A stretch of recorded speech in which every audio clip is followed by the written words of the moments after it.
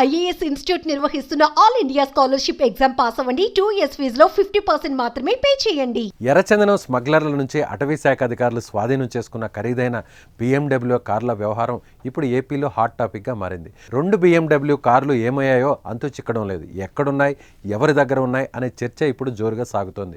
వీటిపై పవన్ కళ్యాణ్ సైతం ఆరా తీసి ఏమయ్యాయో చెప్పాలని ఆదేశించారు. అసలు BMW కార్ల కథ ఏంటో తెలుసుకుందాం. 2017లో స్వాధీనం చేసుకున్న 2 BMW కార్లు మిస్సింగ్ అయ్యాయి. అవి ఎక్కడున్నాయి, ఎవరు వాడుతున్నారో తెలియడం లేదు.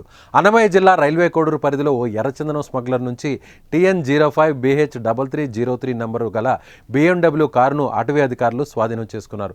దానిని పూర్తిగా ప్రభుత్వం స్వాధీనం చేసుకోకముందే 2017 డిసెంబర్ 11 ఆ వాహనాన్ని అటవీ శాఖ ముఖ్య కార్యదర్శిగా ఉన్న అనంతరాముకు కేటాయిస్తూ అప్పటి అటవీ దళాల అధిపతి ఉత్తర్వులు జారీ చేశారు. 2019 జూన్ వరకు ఆయన బాధ్యతల్లో కొనసాగారు.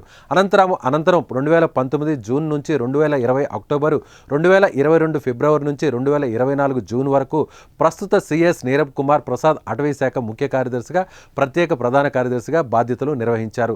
నీరబ్ కుమార్ ప్రసాద్ తర్వాత మళ్ళీ అనంతరాము ఆ పోస్టులోకి రాగా ఇప్పటికీ అదే పదవిలో కొనసాగుతున్నారు. అయితే ఇప్పుడు ఆ BMW కారు ఎక్కడుందనేది క్లారిటీ లేకుండా పోయింది.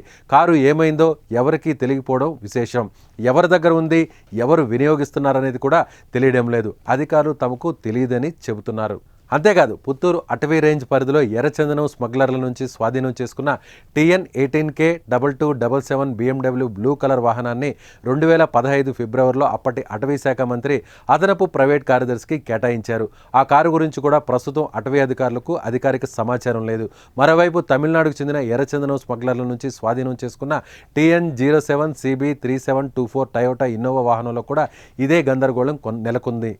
ఈ కారును 2023 జూలైలో అప్పటి అటవీ శాఖ ప్రత్యేక ప్రధాన కార్యదర్శి నీరబ్ కుమార్ ప్రసాద్కు కేటాయించగా అయితే ప్రస్తుతం ఆ కారు ఎక్కడుందనేది కూడా తెలియడం లేదు.